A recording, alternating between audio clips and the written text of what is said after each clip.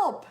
I don't want to make 2 meals for my family. Good morning, my friends, and welcome to another episode of Coffee Talk. I am your host, Roxanne Marbs, and thank you so much for being here with me today. If you haven't, click that like and follow button so that you never miss another episode again. Today, Coach Chuck is going to be with me, and we're going to be talking about how do you make healthy meals when the family is fighting you? We're going to talk about that in just a moment here.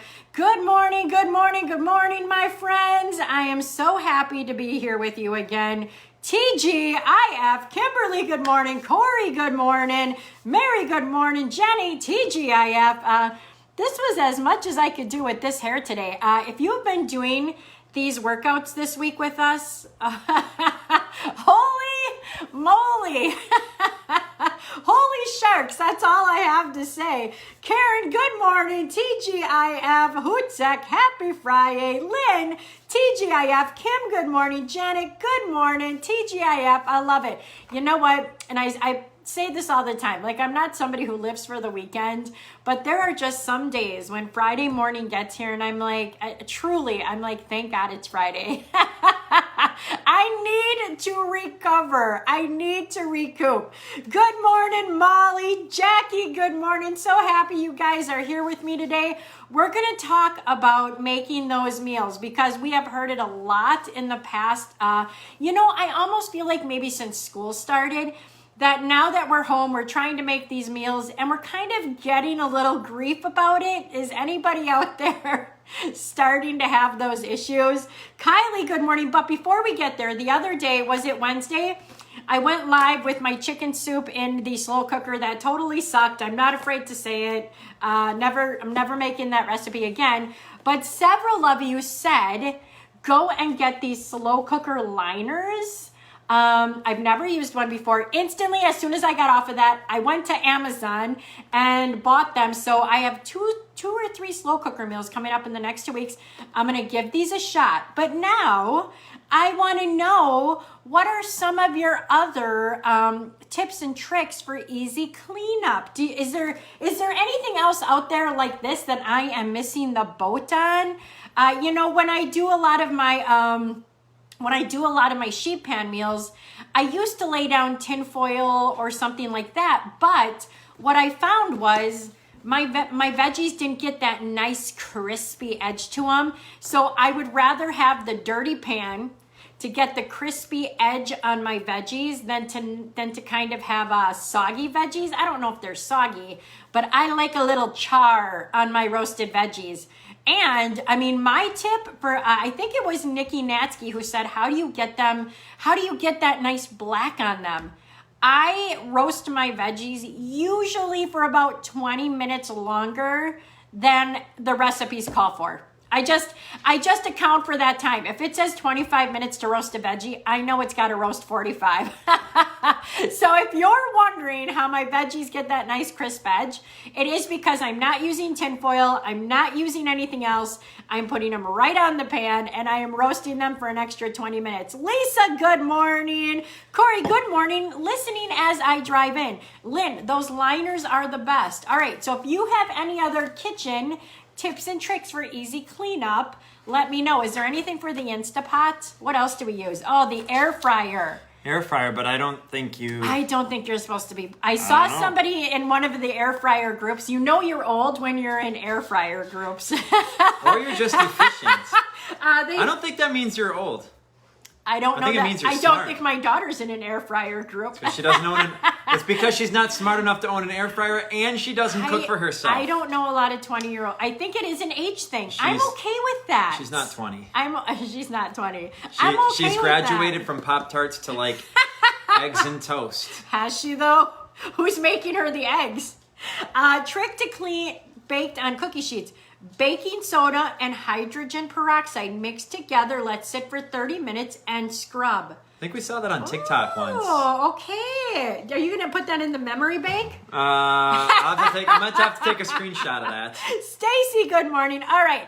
So one of the big things that we've been hearing a lot of people talk about lately is they don't want to make two meals, and they're trying to make healthy choices, and the kids and sometimes the hubbies are fighting back from that. So we want to kind of talk about that a little bit today, and I have tons. My mind was kind of all over the place with this.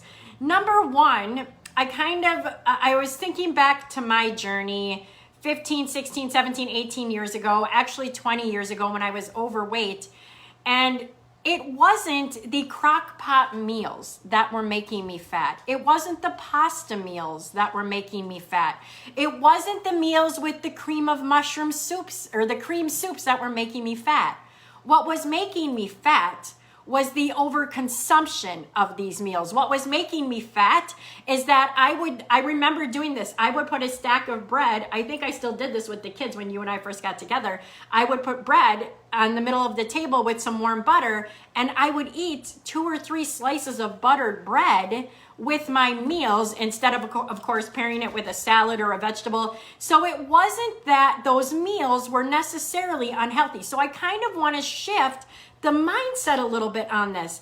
It's what I was doing outside of those meals, and it was the overconsumption of those meals that led to me being unhealthy. Yeah, I would agree. Again, I don't have any kids of my own, so I can't necessarily speak from that verbatim. However, coaching busy parents for 18 years, you start to see a lot of trends and you start to ask a lot of questions. So I think it's really important that she did bring that up. Yes, nights and weekends, right? Like, what are your nights like? What are your weekends like? What are the decisions that you're making outside of just the dinner time meals for your family? Because if you're looking to transform, meaning to burn body fat and build muscle, right?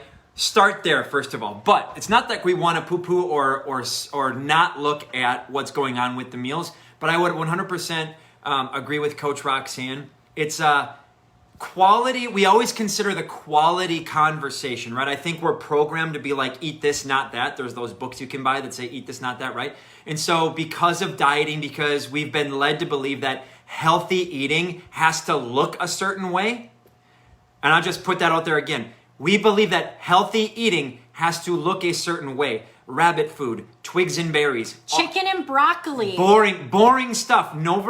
It can't have variety. It can't have spice. My kids are going to hate it. My kids don't like vegetables. I don't want to cook double, which is funny because you can make vegetables and if the kids don't eat it, whatever. It's just more leftovers for you. But we're programmed to think quality first, which is a good thing, Right. However, if you're just beginning your journey or you're feeling a little bit out of control, first thing I would recommend is, well, my question to you would be, question back to you would be, what are you eating? Yes, and I would like some of you... What are examples? Type it in the box. What are some meals that you deem unhealthy? I want you to type that. No shame, no guilt. Right. But let's try and work through that and figure out a way for you to, like if it's a family favorite and you don't know how to get around it, put it in the box. Right, because I think it can be presented as an obstacle one of two ways. When somebody will say to us, I don't want to cook for me and my family. I don't want to cook 2 different meals, right? Then I would love to know, as Coach said, what is it? Is it that you're consuming something that you believe isn't healthy for you because you're making it for them, right? Like you said, it's those family favorites or whatever it may be. Or is it you feel that you're making the healthy meal and everybody rebuts against you? Mac and cheese. All right. Love it. Love it. You absolutely can have a mac and cheese. Look on the box. What is the serving size? It's probably a cup. Scoop your cup of mac and cheese out. What are you pairing it with? Do you have one of those awesome, easy salads from Festival or Woodman's? It's just an easy, you break it apart, it's got the stuff, paired that with a salad. Or maybe you've got some rotisserie chicken left from one of your other meals. Shred it up, eat chicken with that. Go ahead and have it. Pizza. Lori, I would say, and this is what we've done. I've got some screaming Sicilian pizzas in my freezer. When my kids eat that, I have a cauliflower pizza, or I will have a couple slices of that. Again, paired with a salad. One of our private coaching clients, Connie, will take some rotisserie chicken. She'll cut up the chicken and she will add that to her pizza. On top of her pizza, she'll cook it like that for more protein. So there are ways to get around it. You can have these things, but it's the overconsumption of them that are probably holding us back from hitting our goals. Yeah. What are you pairing with these things? If the family wants it and you're okay with them having it, just how can you have it and still hit your goals? Right. So there's two words that we've been talking about here that I really want you to walk away with and start asking yourself and auditing. Quality and quantity, right? Right. So if the quality of what you're consuming is maybe not the healthiest thing, right? And I mean, this isn't shaming. It's just macaroni and cheese and pizza. Is that as healthy as a grilled chicken breast? Well, of course not. And how often is it really happening? But that, yeah. So does it happen every day? Does it happen every other day? Does it happen twice a week? Is it once a week? If it's once a week, not a big deal. And then it comes down to mindful eating. Yep. It comes down to portions, mindful eating, right? Eating till you're about 80 to 85% full. So what does that even mean? Well, number one, how do you normally eat? Do you eat? That might be me on most days when we sit down for breakfast. So first coaching tip, if this is you, if you have the shovel, you have to slow down. How do you eat till you're 80% full? You have to slow down because you're going so fast. The signal from your stomach doesn't reach your brain fast enough, so it doesn't tell it when to shut off. And by the time you start to feel full, you're actually stuffed. So you have to slow down. Set your fork down. Have a sip of water. Conversate. Don't just sit in front of your TV like a zombie. Sit around the kitchen table, right? If you're all by yourself, right, then maybe make sure you set it down, set your fork down, and just eat slower. Chew your food. Enjoy your food. Taste your food. Bite your food. Make sure you can chew like 10 to 20 times. You know, and right now, a lot of times we're talking about this stuff, the mac and cheese and the pizza, out of convenience, right? Because it's so fast to make, it's so easy, right? There are so many options like that. Carrie shared in our group the other day, those meatballs. What if hopefully you know that the macaroni and cheese is coming down the pipeline, right? You grab the meatballs out of the freezer, you zap them, all of a sudden you have a protein with your mac and cheese. You grab the salad out of the fridge, or you grab the steamed fresh peas out of the freezer, and you've got a veggie. Like sometimes I think that we don't want to make this as simple as it is because we like to stay stuck. We love things to be more complicated. You can have these things. You know, there's really no foods that are off limits. Of course, you want to be careful how much you're consuming. That's where things get spicy. I made a list here. When I was 240 pounds, it was not the meals I was making at home that were keeping me there. Like I said, it was the overconsumption of them. And then it was the things happening outside of them, like the fast food I was still consuming, the prepackaged sugars I was still eating, like the cookies and the cakes, going out to the buffets, the sugary drinks. There was no hydration. There was no movement. Those were truly the things that were keeping me unhealthy. It wasn't the mac and cheese. It wasn't the pizza. It truly was the overconsumption of these things with none of the other good things around it. Yeah, I mean, there's multiple angles you can take on that, and I do think that is an angle that isn't looked at. But if your frustration and your struggle right now, or one of your struggles right now is having to make, or you feel like you're stuck in between making two meals, start really kind of thinking deeper on it, right? Is it that you're trying to push new things on your family that maybe aren't where their taste buds are at? Because if you're going to start shifting, right? I still believe if you are part of our 6-week journey right now, we just put together 52 family-friendly recipes that the flavor is off the charts. Right. It's off the charts, right? It is, I guarantee you, they are meals your family, if you didn't even say you were doing healthy cooking, you're just like, hey guys, new recipe, they'd fall in love with it. It's very simple to do, it's very simple to find and very simple to do, but I think it becomes a matter of, if you start to go all the way to, if you start buying a dieting cookbook, you're gonna find very intricate, detailed, very lean. You're talking about shifting someone's taste buds from here to hear. That would be like saying, I'm going to go from drinking Coke to water in a day. And you didn't even do that. Right. So why are you trying to make your family? And I have a theory on this. Yeah. And I want you to, don't pull out the knife and stab me. I just want you to hear me through. Sometimes when we are struggling to make that change and we want a reason to get out of it, it's really easy to put the blame on our spouse Right. or on our children. That way, we don't have to take responsibility. It creates the out. Yes, it creates the out. And I know that might sting. And if it stings, maybe that message is for you. And of Right. course, I say it with love because I was there. But I didn't go from, I made transitions. I went from the regular noodles to the whole wheat noodles to the veggie noodles. Like, I didn't just say one day to my kids, well, now forever, you are going to eat this whole wheat grainy bread. Of course not. Sure. We transitioned. We took time. I went from Mountain Dew to Diet Dew to flavored water to water. So remember, your family is going to have to go through this transition too. So I think, here's another controversial, it's controversial, but stay with me on this one. Back in 2004, right? So 18 years ago, 17, 18 years ago, that was the year I got certified as a personal trainer. It was my very first course in nutrition, in exercise science. And I remember when I got certified, specifically, we were taught this program. Now, in 2004, this was like state-of-the-art stuff. It was state-of-the-art meal planning. Like, you type in someone's goals and whatever, and what their habits are, and poof, out comes these meal plans.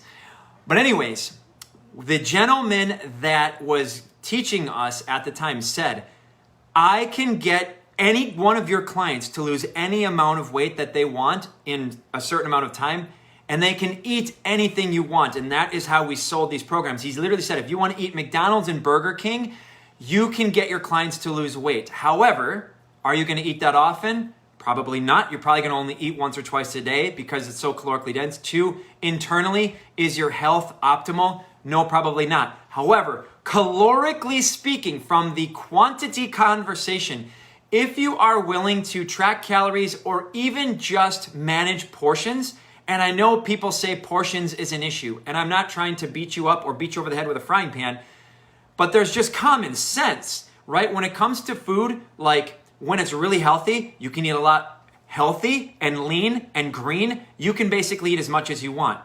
When it's on the other side of that spectrum, when it's macaroni and cheese, when it is, Domino's and Papa John's and Pizza Hut, you just can't, the calories, there's so many calories there, you can still eat it. You just can't have as much if your goal is to drop body fat. So from a quantity conversation, I absolutely 100% would put a $100 bill on this table. I put $1,000 on this table right now and said, if you and I got together and we spent the next 90 days tracking your food patterns and we started shrinking your portion sizes and you didn't change anything you made for your family, but all you did was change your portion sizes from this to this, you will lose body fat, absolutely guaranteed. Disclaimer though, you're gonna have to eat super slow.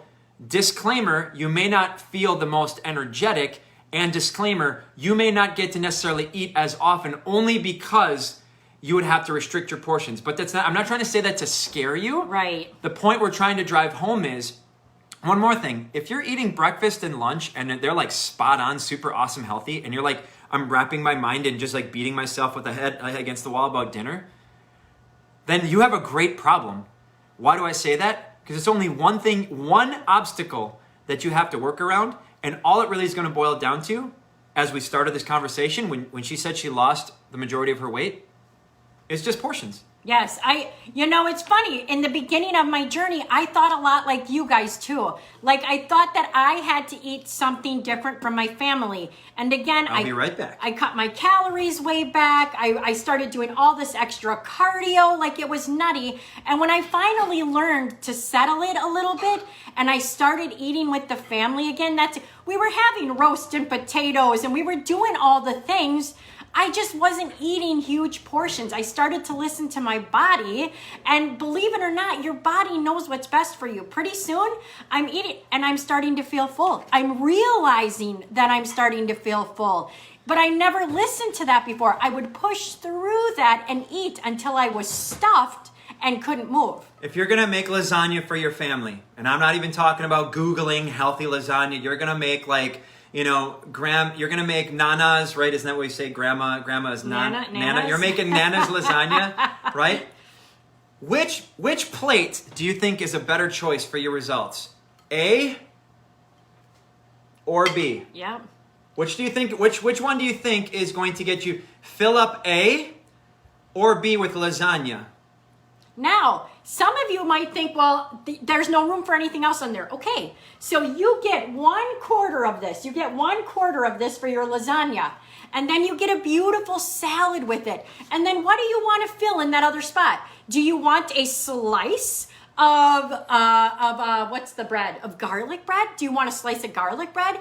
Do you want to add a side of veggies onto that? Do you want to add maybe some more ground beef with sauce on the side? Like, what do you like? You can have that stuff. You can have it. We need to stop demonizing food. You can have it. Now, you just have to have a plan for it. Lisa, you are not the first person to say that by a long shot.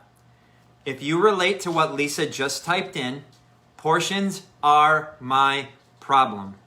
Follow-up question. Tell me more. Why, Lisa? Why are portions your problem? Hold on, I'm going to put you on pause. Okay. I don't mean to... I got to write down my... But tell me more. If you literally are speaking out loud with Lisa right now, portions are one of my top 3 problems. Tell me more. Expand upon that. Why is that specifically? And I'm going to let you go here in just like 60 seconds. I'm hungry, okay? Perfect. Now we're getting somewhere. Portions aren't your problem. Your issue is you're hungry. Now, Lisa, tell me more. Why is it that you're hungry? Tell me more. Is it because... Tell me more. I want to know. If you relate with Lisa, if you're I'm hungry. Why are you hungry? Is the spacing between your... Are you going 5, 6, 7, 8 hours Okay, now without food? I got to ask mine because is this at every meal? Is portions your problem at every meal or only at the last meal of the day? When you say you're hungry, are you hungry at breakfast? Are you hungry at lunch? Are you hungry at supper? Yeah. When is it happening? Yep. And can you pull something out from that as to I have a lot of space between meals. I was super active. I was out there crushing the game. I just did a workout. I'm hungry. I probably eat too fast. The last meal of the day. My guess is that whatever is leading up to this that meal calorically needs to be upped. I love this example, Yes. guys. Stay with us. If you can relate to what Lisa is saying right now, and this is helpful, type me in the box. Put me. We want to know, are you out there? Is this helpful? Okay, she just identified 2 things. Real-time coaching here, okay? Number 1, if you're hungry, it's the last meal of the day, there is a possibility. What happened prior to that? Right. When was the last time you ate? What did you have leading up to that, right? Was it something? Yeah, me. I love it, guys. Again, okay? So think about this. Did you go a really long period of time? Did you have something that maybe it was like a candy bar or something like that? Maybe, I'm just saying, whatever, right? Little light snacky stuff, which makes you more hungry. And then I love this because this is, I probably eat too fast.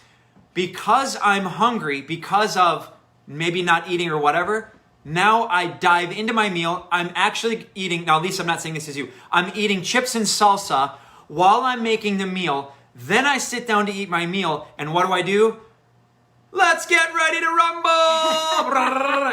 And what can we do? I love the me's in here. Yes, you guys, it's amazing. Mindful eating. If you're hungry, right, there's a reason why. It's based off either the timing of what we did or did not do before we had dinner, or it's the quality and quantity of what you had before dinner, right? Because there are fullness foods, protein, fiber, water, smoothie, and then we need to eat till we're 80% full. We need to slowly eat. Lisa, if you did that one thing for the next 7 days, if you just slowly ate, take a bite, put down your fork, have a sip of water, have a conversation with your spouse, whatever. But also, if you know that this is you, maybe starting today, an hour before you're getting ready to make that supper meal, you ate an apple. Yep. You ate an apple and a tablespoon of peanut butter. An apple a day keeps the hunger crazies away. Yep. And now, you sit down, you make your plate, right? Make your plate, make your portions. Commit to, this is all I'm eating.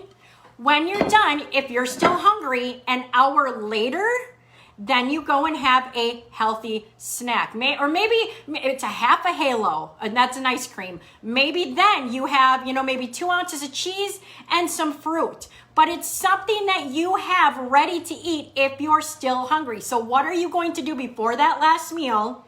And what are you going to do after you fill your plate nicely, you eat it, and an hour later you're still hungry? Because some of this, when we overconsume, when we go back for seconds, it's all up here. Because we've created that habit. We have now taught our body that we are okay to go back for seconds. We've taught our body that, so now our body's expecting that.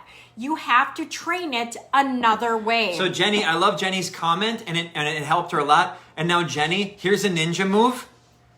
Bump that up to 90 minutes to 2 hours before that meal. So if you had those raspberries with maybe some nut butter or some almonds or whatever, like you could have had them in your meal plan as a mid-afternoon snack. So then when you're preparing, and the only reason I mention this is if we get in the habit, now I get it. That was a great move you made. Yes. That was a great move you made. But if you find you're that person that's eating while you're cooking, either out of just a not great habit or because you're hungry, let's do something preventative, proactively, prior to cooking, 2 to 3 hours, mid-afternoon snack programmed. And I'm going to tell you, my most favorite snack in the whole world that is a hands down game changer. I don't know many people that don't like apples. So if you don't like apples, you're kind of out. Is any kind of apple, I don't care what kind it is, an apple with a tablespoon or 2 tablespoons of peanut butter. It is high fiber fruit, right? Low glycemic carbohydrate paired with a fat. You will be full. But again, you have to just kind of apple slices with peanut butter. Just consume it nice and slow. That's a weapon. That is a ninja weapon. Now, and this was great. Like, I love how you did that. You ate the 2 ounces of raspberries while making supper. So we all know the Pavlov's dog theory, right? Like when that dog hears that food bag open, they start drooling, right? All of a sudden you get into the kitchen, right. You turn that oven on, and all of a sudden you start drooling. Like, what can I eat? Crazy. What can I eat while I'm making this? 2 ounces of raspberries still might trigger that in your mind, right? That was a great move. But yes, can you get into the kitchen and start making supper without your mouth starting to water, without those hunger pains, without that low blood sugar feeling? How do you do that? Just like Coach Chuck said, an hour to 90 minutes before, start thinking about eating that snack that's going to hold you over. All right, we're going to wrap this up. I know most of you guys, you're still here, which is awesome, but okay, this is what I want you to do. And great shares, guys, awesome shares. We started the conversation about talking about making double meals, like not wanting to have to make 2 meals. And then we moved into portions, and we moved into hunger, and we talked about a lot of different things and calories and all that. Here's a great thing about having a problem, an obstacle. Problems have solutions. It's beautiful. If you have a problem, it has a solution, right? That's a beautiful thing about life. So I'm going to leave with you. I wrote a great email a couple of years ago about be like a toddler. What does a young kid do when you tell them something? Why? It's kind of, it's like, for real? Do that to yourself, right? So I struggle with portions. Tell me more. Tell me more. Why? Well, because I'm hungry. Tell me more. Why? Why are you hungry? Well, it's because I end up not having an afternoon snack. Well, tell me a little bit more about that. Well, it's because I don't have time. Well, why don't you have time? Well, I didn't put in my plan. You're going to drill so far down that you will find your solution. Discovery. And you will realize that the original problem you thought you had wasn't even actually at all at the source. Right? This is actually more of a symptom than the source, right? Jenny, you did great. That was just an awesome example. You did great by still eating what you committed to eating, even though you got it in late. So high five for that. Yeah. That was still great, but that was just a great example for someone else who was in a maybe a little bit of a. You did the right thing. So kudos to you. Kudos to you. Definitely. We're not definitely trying to diminish that. That was awesome. Nope, you did amazing. A lot of people would have skipped the raspberries. Yeah, and probably gone to tortilla chips or something. You did potato amazing. Chips. Janet, great message. I needed this before the weekend. Thank you. You guys are awesome. You guys are awesome. And we definitely just want to talk through these things and help you guys realize you probably have the solution. You just don't see it. Yep. This was an awesome message. Helped so much. Thank you. Thank you guys, my friends. All right, so here's the last thing, guys. We gave you a lot of information. Do something with it. Yes. Act on it. Take this message and put it into action. Literally, like, write some notes out, carry it with you, and make sure you do something with it today, tomorrow, this weekend, and next week. All right, my friends, join us tomorrow morning, 7:30. Come sweat with us. And if you still want in on our 6-week challenge, Last chance. this is it. Go back to the post on the fan page. Even if you're already in, and click I'm in. Let your friends know that you're doing this. Share it. Yeah, if you signed up for the challenge, go to the top of that post and just let us know. Type I'm in. That'd be awesome. Yep. All right, Jackie, thank you. All right, my friends, we love you all. Go out and have a fantastic weekend. See you later.